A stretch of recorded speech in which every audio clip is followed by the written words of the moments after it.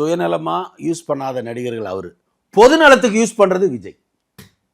இது பெட்டரா நீங்களே முடிவு பண்ணீங்க. சுயநலத்துக்கு நான் யூஸ் பண்ணலங்க, ஆனா பொது நலத்துக்கு நான் யூஸ் பண்றேங்க. எது பெட்டர்?